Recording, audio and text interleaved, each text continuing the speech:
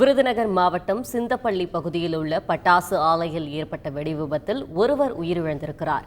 இது பற்றின கூடுதல் விவரங்களை நமது செய்தியாளர் கருப்பசாமி வழங்க கேட்கலாம். வணக்கம் கருப்பசாமி, விபத்து ஏற்பட்டதுக்கான காரணம் என்ன? மேலும் இதில் வேறு ஏற்கனும் காயங்கள் ஏற்பட்டு உள்ளதா? முழு விவரங்களை பதிவு செய்யுங்கள்.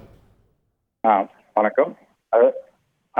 விருதுநகர் மாவட்டம் சாத்தூர் அருகே சிந்தப்பள்ளியில சிவகாசியை சேர்ந்த கதிரேசன் என்பவருக்கு சொந்தமான பட்டாசு ஆலை என்பது இயங்கி வருது. இந்த ஆலை என்பது நாக்பூர் லைசன்ஸ் பெற்று கிட்டத்தட்ட 60க்கும் மேற்பட்ட அறைகளும் இந்த ஆலையில் ஒரு 100க்கும் மேற்பட்ட தொழிலாளர்களும் பணிபுரிந்து வருகின்றனர். இந்த நிலையில் மதியம் நேரம் சிவகாசி பகுதியைச் சேர்ந்த அஜித் என்ற இளைஞர்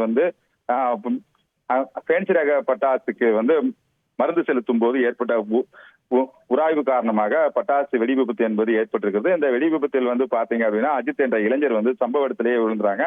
மேலும் அந்த அறை என்பது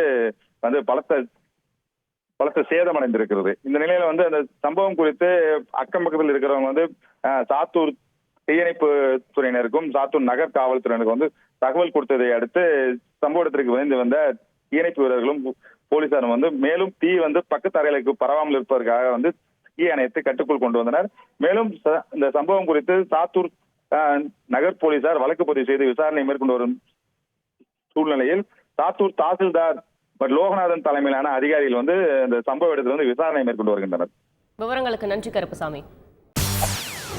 செய்திகளை உடனுக்குடன் தெரிந்து கொள்ள உடனே சப்ஸ்கிரைப் பண்ணுங்க.